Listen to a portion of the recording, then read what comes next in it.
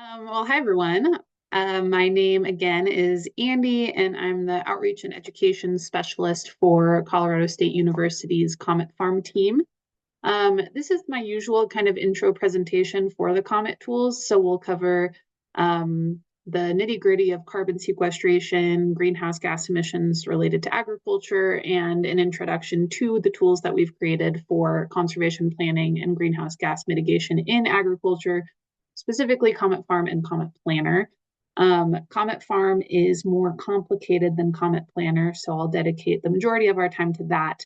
And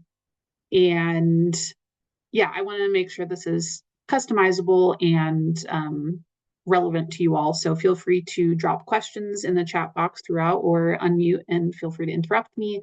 And then I'll hope to leave some time at the end for a little Q&A. But first, I'll go ahead and cover just a quick history of the Comet tools. So the USDA Climate Change Office and NRCS took things beyond the 2006 IPCC methods to develop what we call the Blue Book, or our methods document that you'll see in a few slides. And that Blue Book defines the equations, methods, and models that quantify the agricultural emissions related to conservation methods within agriculture. And the Comet tools were created in parallel with and as a function of the Blue Book document. So essentially no Blue Book, no Comet tools. Since Comet Farm launched in 2015, we've seen over 6,000 registered users of the tool, and we've also recorded over 53,000 sessions of Comet Planner since its launch in 2017. Users can't create an account in Comet Planner, so we have to just measure sessions rather than the number of users. But we do know that our users vary from farmers and ranchers to planners, higher ed groups, researchers, businesses, the whole shebang. I'll show you just a few that we can mention. Some of these users are featured in our Comet quarterly newsletters when they've offered to share how they use the tool. Some examples include Shelburne Farms in Vermont, American Farmland Trust, Carbon Cycle Institute, just to name a few. These newsletters also tend to feature big updates on the tool, announcements pertaining to the tool, as well as tips and tricks on how to use it.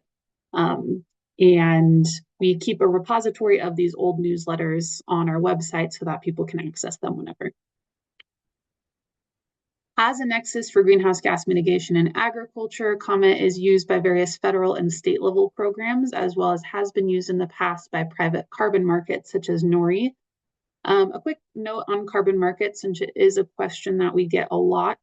Comet itself is entirely independent of carbon markets, and so we don't advise on credits or answer questions in regards to carbon credits, and that's because Comet is solely an estimation tool. And the methods that were defined in the Blue Book and therefore are used in Comet aren't intended to be used as an accounting framework. Both the Comet Farm and Planner tools are web-based greenhouse gas inventory tools for land-based systems and designed for conservation scenario analysis. So essentially we have a before, or what we call our baseline period, and then a change in management that we're comparing that baseline to. You can access the tools through the URLs that you see on the screen here, but also you can navigate to one website from the other as well.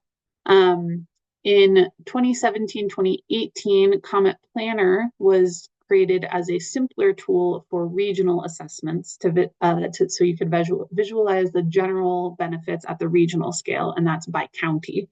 And we can dive deeper into the differences between the tools as we go throughout the presentation. But first, let's take a look at what the Comet tools are actually assessing. Soil-related emissions are calculated through the DECENT model, which I'll talk about in a few slides. But it's worth noting that in September of 2022, we switched from the 20 centimeter to the 30 centimeter DECENT model to align with the national inventory. So that means we're looking at the top 30 centimeters of soil. In this example, which is taken directly from Comet Farm, we can see that a conversion from intensive to no-till on 60 acres of a corn-soy rotation in central Iowa equates to an estimated reduction of 22 metric tons of CO2 equivalent annually. And that's about the equivalent of removing 5 passenger vehicles from the road for a year. So these are the types of calculations that we can get from Comet Farm. The Comet tools are designed to do entire greenhouse gas inventories within an entity, and that's however you as the user define your entity. So that can be your farm gate, your head of livestock, however you define it.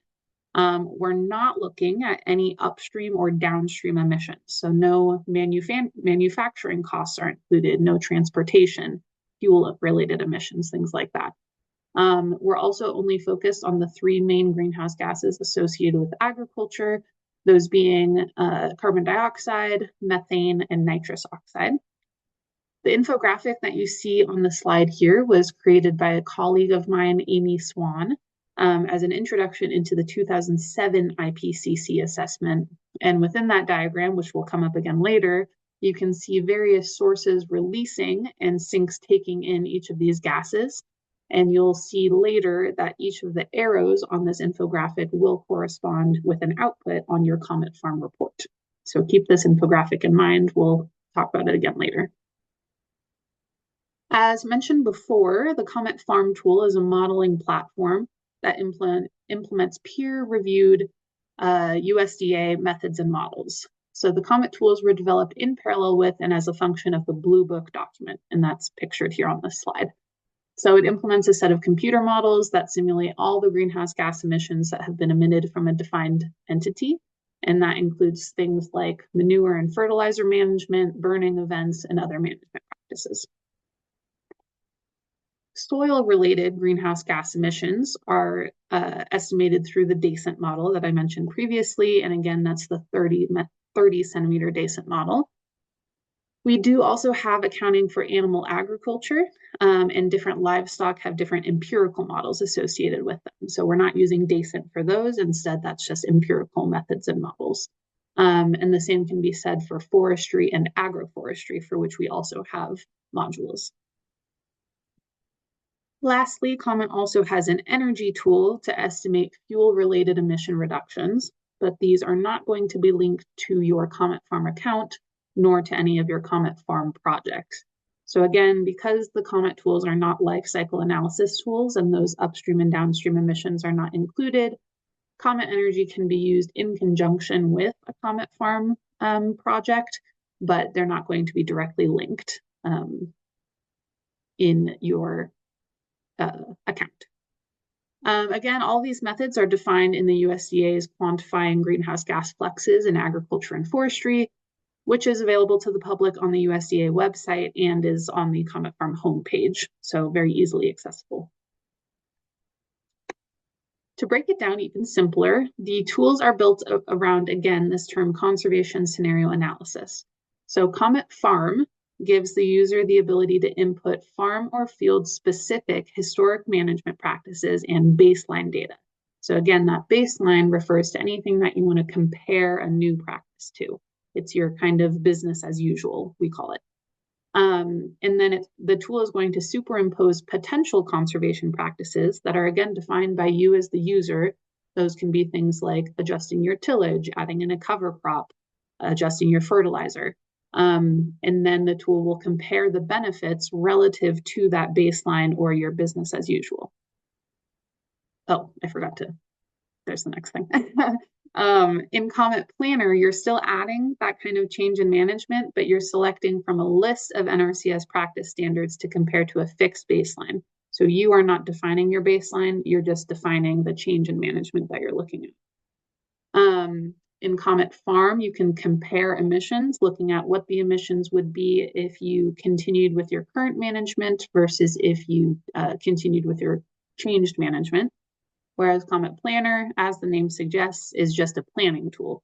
So it's pulling just from regional averages to get kind of a broad overview of what the practice benefit might be if you adopted certain conservation practices. While the tools were designed around this conservation scenario analysis, we did launch a new version of Comet Farm in 2024 that no longer requires a user to create that scenario or that change in management.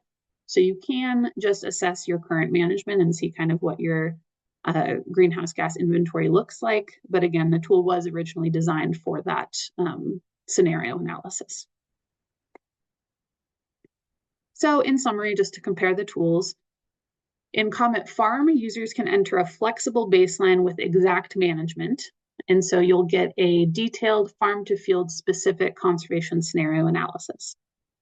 Comet Planner, on the other hand, provides regional average estimates tied to conservation practice adoptions based on a fixed baseline. And I'll show how that's generated in a few slides.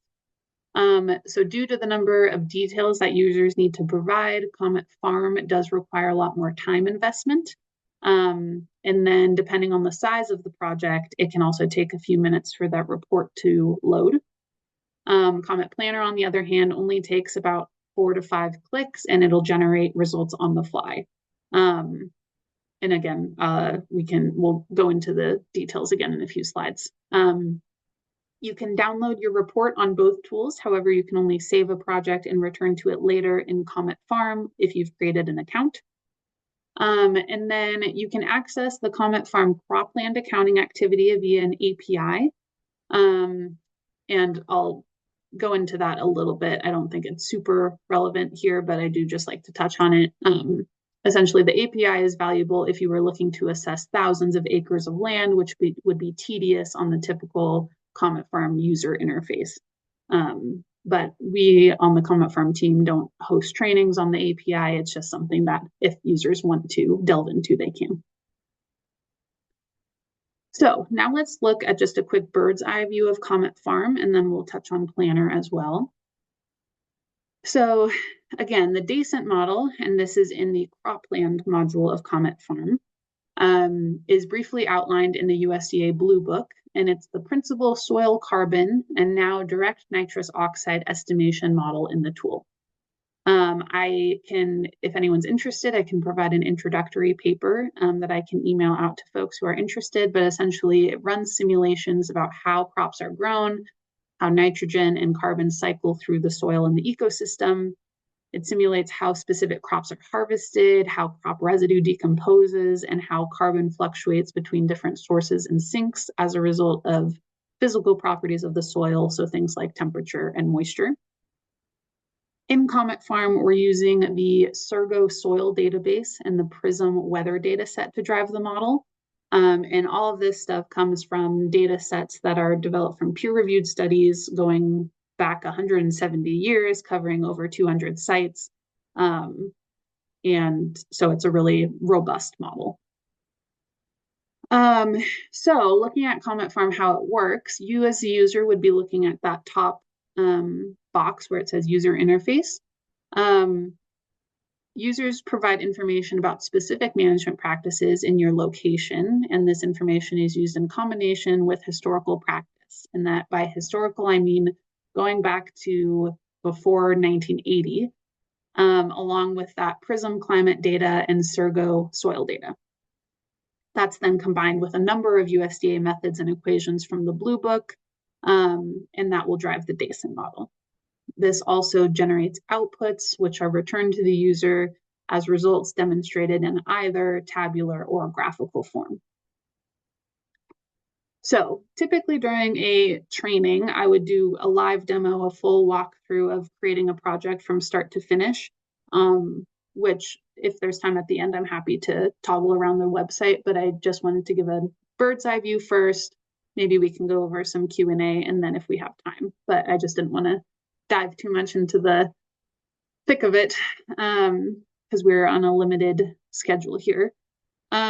So this is just an overview of the mapping page. So this is again in Comet Farm, to be clear. So you go in and you can define up to 50 fields. And this toolbar at the top allows a couple different ways for you to define that field. So you can do a polygon, which is what is pictured here. So very customizable. You just click around.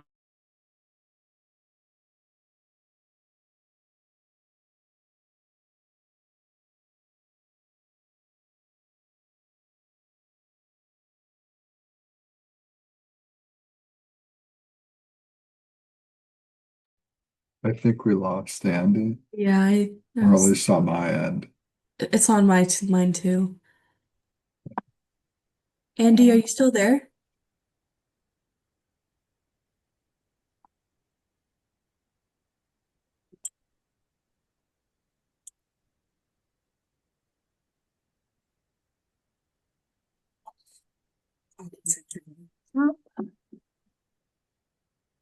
Oh, shoot. Oh. I don't know why that happened. Oh. Literally, my computer just disconnected from the internet and said goodbye. Oh no. Oh no. But luckily I noticed, so I didn't keep Yeah. talking forever. Oh, good. Okay, so I was talking about soil map units. This is relevant because I mentioned that the amount of time it can take to generate a report can be a couple minutes. That depends on the size of your project. And when we say size, really what we're boiling down to are soil map units. And that means the bigger your field is, or the higher number of fields you have, the greater number of soil map units that will be included in your project. And DECENT is going to run its models on every soil map unit included in your project. So here, my little 34-acre field here will probably only take 2 to 3 minutes to generate a report. But if I had 2 500-acre fields for whatever reason, that would take a lot longer. So that's just something to note if you are using the tool and running into that obstacle. Next, again, just kind of an overview of the historic management. I think it can be a little daunting for folks when I say you need to know your historic management before 1980 and then between 1980 and the start of your quote unquote baseline. But the nice thing is that they're included as drop-down menus. So essentially, we're just asking you to select the option that you think best represents the management of this field prior to the baseline period. So it's kind of a do your best situation. You can reach out to resource conservation districts or other local resources to try to get a sense of how that field was managed if you have no idea. So the baseline is quite detailed in that it's going to be asking you for when your crop was planted, when it was harvested, when it was fertilized, how it was tilled, and all this stuff. And so we did create a shortcut for folks who might not have that level of detail because the baseline does require at minimum 5 years of detailed management. And so this crop rotation builder is a shortcut that we developed for crops that are pre-populated with kind of typical management practices. So let's say I know that for the last 5 years we had a corn soybean rotation, but I don't have planting dates. I don't have like amount of irrigation, things like that. This crop rotation builder allows you to create a rotation. So in this case, again, it's corn and soybean. All you have to do is say, was it irrigated or was it not irrigated? And then your tillage system intensity, which again, can feel daunting to have to define that, but most people have decent records of that sort of management. And when you press save, it will populate your entire baseline with that rotation, including typical planting dates, harvest dates, irrigation rates, fertilizer application rates, stuff like that. So that's a really good option for folks who are interested in the level of detail that Comet Farm can provide, but might not have that level of detailed records. So that's an option there. When you're creating your scenario, and again, so that's that change in management you're looking to apply. We also added a shortcut of rather than manually having to adjust all your detailed practices, you can automatically apply a conservation practice. So the screenshot doesn't include every single one, but it covers, you can apply no tillage. So it'll take every tillage event that is intensive or reduced and make it no tillage. You can add cover crops. You can convert to grass cover. There's a pretty good list here. So that's another shortcut we created just to try to boost the usability of the tool. Ultimately, your report is going to look something like this.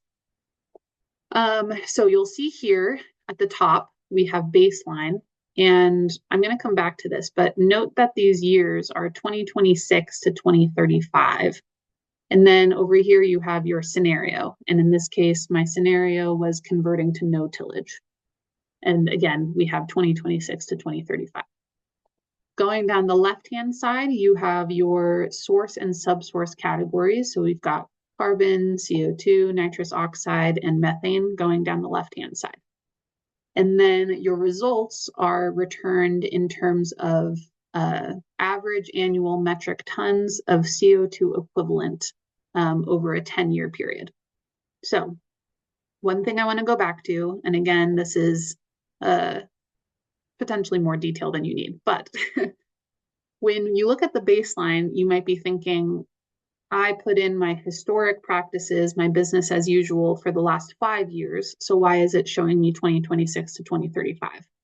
And that's because in order to make it a equitable comparison of your greenhouse gas emissions and sequestration, we had to project your current management into the future so it could be compared to your change in management. So you're saying, rather than saying today my field is emitting this many metric tons of CO2, it's instead saying if I continued with my current management over the next 10 years, I would have an average of XYZ versus if I converted to no-till, I would have an average emission of XYZ. So these values that are shown in red and blue indicate emissions versus sequestrations. So this red 8 at the very top is your total. So with my current management, we're seeing an emission of 8 metric tons over a 10-year period, average.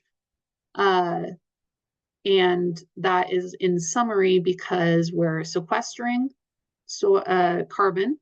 However, we're releasing emissions, particularly through NO2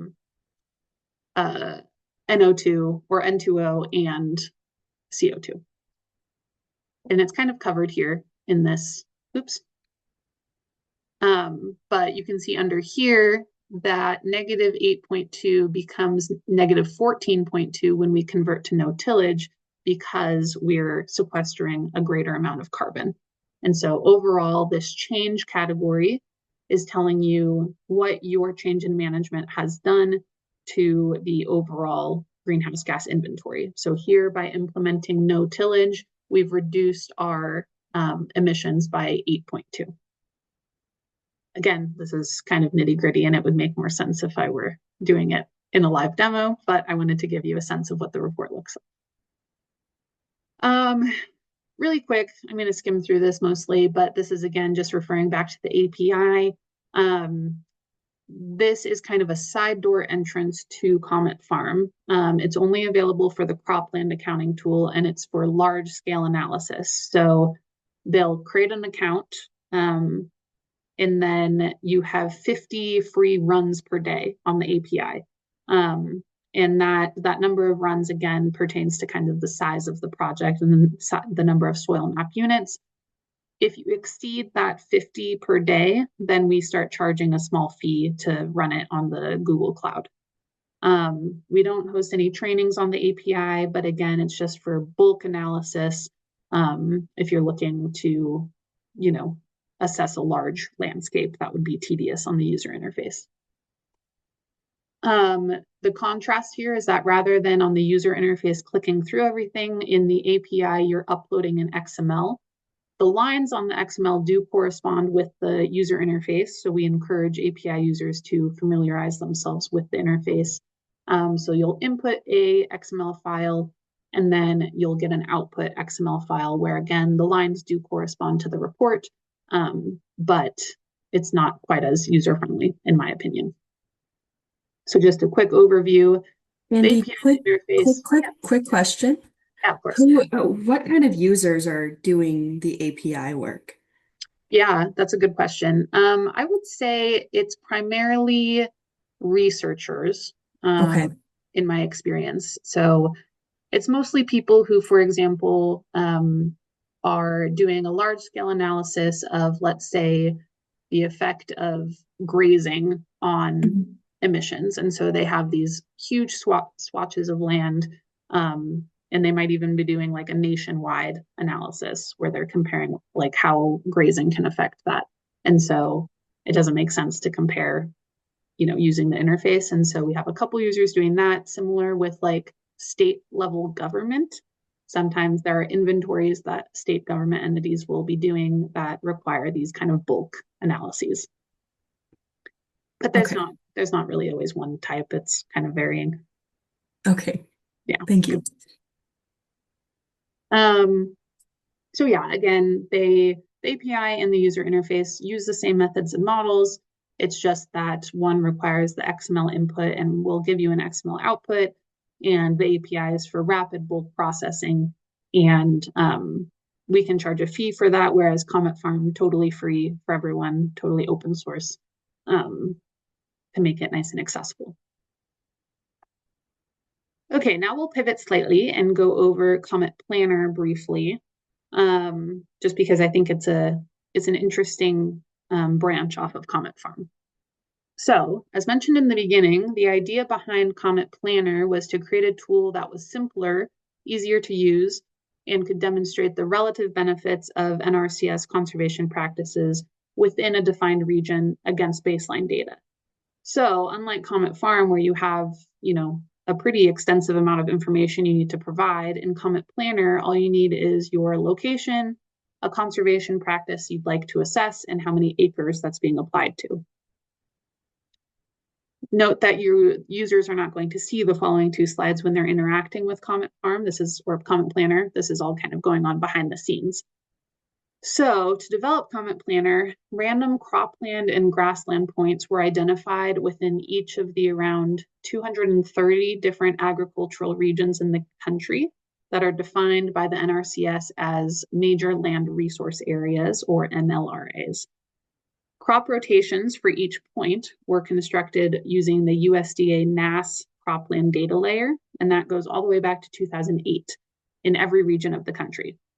Then additional survey data like average fertilizer rates for crops by state, average crop planting and harvest dates for each state were added, and that became the baseline for the modeling analysis. So again, you don't see the baseline, but this is all kind of going on behind the scenes. Then on each data point, we superimpose the conservation practice or practices selected on top of the baseline and modeled both of those through DACENT. So between Comet Planner and Comet Farm, the same methods, models, soil data, weather data is used. It's just more generalized and at the regional level. So again, all the user needs to do is select a state and a county, select from a class of conservation practices and fix baselines, enter the acreage they wish to apply a practice to, and on the fly, Comet Planner will provide average regional impacts of conservation practice adoption. So normally, again, I do a live demo, but I've got some, oh, this is outdated. Sorry, 1 second. Let me find. Perfect. So this is just a quick little walkthrough of Comet Planner. So you'll see again, step 1 is just to just choose your farm location. So that's your state and your county. Then overall, you're selecting from a class of land use. So we have cropland management, cropland to herbaceous cover, grazing lands, restoration of disturbed lands, and woody plantings. We overall have 30, actually, I think that number has increased. It used to be 34 NRCS conservation practice standards, but I think we've incorporated a few more since then. So then you'll select your conservation practice standard. So in this case, let's say cover cropping. And automatically you'll get a pop-up of all the different implementations that are possible. And we've implemented this nice little filtering device so you can define if your field is, and again, this is your baseline. This includes both your baseline and your scenario. So as an example, you'll see add legume seasonal cover crop with a 10% fertilizer nitrogen reduction to intensive tilled irrigated cropland. So in this case, your baseline is intensively tilled irrigated cropland. And we've implemented a couple different options where now you can have intensively tilled non-irrigated cropland, no-till irrigated cropland, no-till non-irrigated cropland. And then in addition to that, you also have a lot of different options with what the change in management is adding. So different levels, there's legume versus non-legume, The fertilizer reduction varies. All that to say, this screenshot does not list every single option because there are a lot, but we tried to make it as customizable as possible, despite being a kind of generalized tool. Once you make your selection, and you can choose pretty much as many practice implementations as you'd like, you get a instantaneous report once you enter the acreage that your practice is applied to. So in this case, we're in Larimer County, Colorado. We have a 10-acre field that's being converted from intensive to no-till, and a 15-acre field that's having a cover crop added. And so across those two fields and those two practices, you're seeing a reduction of, hold on, of 9 metric tons of CO2 equivalent annually. There is also an option under your conservation practice standard. There's a multiple conservation practices option where you can have intensive tilled and cover crop on the same field, whereas this right now is being treated as 2 different fields. So slightly different than Comet Farm, but we tried to align them as much as possible. Positive values shown in blue here indicate a reduction in emissions, whereas negative values would be shown in red and indicate an increase in emissions. And again, this is still done as an average annual over a 10-year period. And because it's, again, the same methods and models as Comet Farm. This is an outdated thing, sorry. And then just in terms of the methods and models that are used, we've created a Comet Planner report that is very extensive and goes over all the methods and models that were used to create Comet Planner. So if anyone has questions about the methodology, I highly recommend checking out that report. It's quite intuitive, I think, once you've read through it. Cool. Just to wrap up in the last couple minutes of my presentation, I did just want to go over some of the strengths and limitations of the Comet tools, and then I'll go into a little bit of kind of the outreach side. So some of the strengths are that the underlying peer-reviewed methods are incredibly well documented and robust. So we know that it's backed by science. We know that it's backed by hundreds of years of data and across a huge landscape. It is the official greenhouse gas counting tool of the USDA. We get coverage in most of the United States for both Comet Planner and Comet Farm. Comet Farm currently cannot assess Alaska and Hawaii, but there are plans to increase that expanse right now. Both tools have a really user-friendly interface, particularly with the update in 2024. We really focused a lot on usability. You can save projects and return to them later in Comet Farm and download reports on both tools. There's flexibility in the scale and the management, so users can have as many projects in their account as they'd like. And there's really only the limitation of 1 to 50 fields in that. And so you can have a project that's 1 field and you can have a project that's 50 field, and it's really customizable.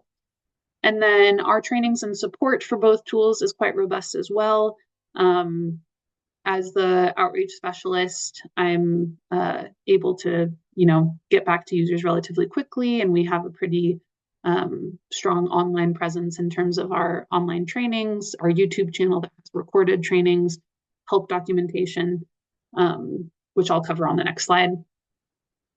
A few limitations is that obviously not every single NRCS conservation practice standard is currently included in Comet Planner, and the process for adding a new conservation practice is pretty lengthy, because we do need a lot of data in order to do it. And so that's been a limitation for sure.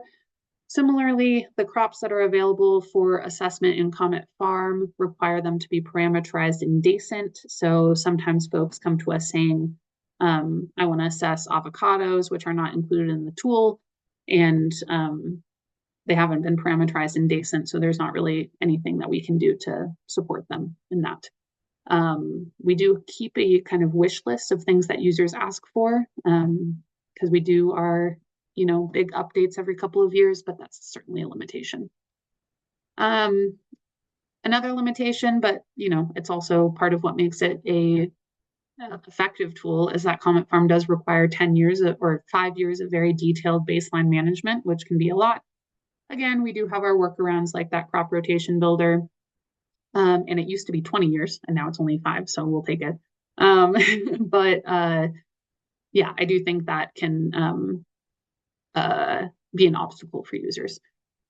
And then again, just practice availability in certain regions, particularly in Comet Farm. A conservation practice might be in the tool, such as like silvopasture, but if you go to your location, there aren't any implementations available. And that's again, just due to the amount of data we need and what's been provided to us by NRCS. Just a quick note on the amount of support we have. We do have really extensive methods documentation. So the Comet Planner report, as well as the Blue Book, are both together really effective for anyone who's looking to get into the nitty-gritty of the tools. We have trainings and office hours, which are held weekly. The trainings are a portion of the slideshow and then a live demonstration, whereas office hours are if someone has a question that is a little difficult to articulate over email in writing, that's an option. We have a need help widget on Comet Farm and Comet Planner that follows you from page to page. So every page you're on, in the bottom right hand corner, there's a widget asking if you need help, and it has a pretty extensive FAQ, and a lot of questions can be answered there. And then, of course, we have a YouTube channel that has recorded trainings, demonstrations, tutorials, stuff like that. Lastly, just some other outreach and partnerships. We have a partnership with the Carbon Cycle Institute in California to host a carbon farm planning curriculum on Litmus.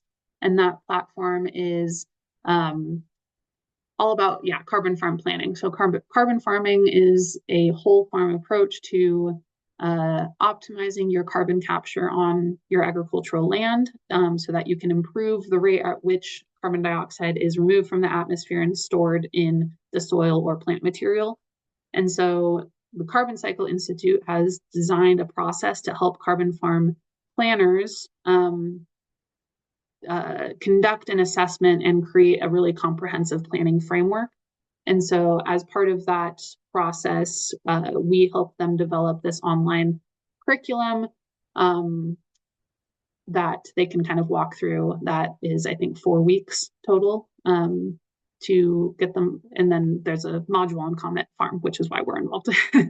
Then, of course, pertaining to y'all, with AI Leaf, we're involved in their K-12 education and workforce development program. So the project is aiming to build education around foundational computer science, agriculture and forestry, AI, of course, for K-12 students. So the curriculum is related to digital greenhouse accounting tools like Comet Farm. And it's designed to introduce high schoolers to digital agriculture through kind of engaging activities. And again, the Comet tools will be a kind of foundational element to that, which is our involvement. And I think that's pretty much all I have on my end. And I wanted to leave some time for any additional questions. If you end up using the tool in any more detail and need assistance, then you can let me know.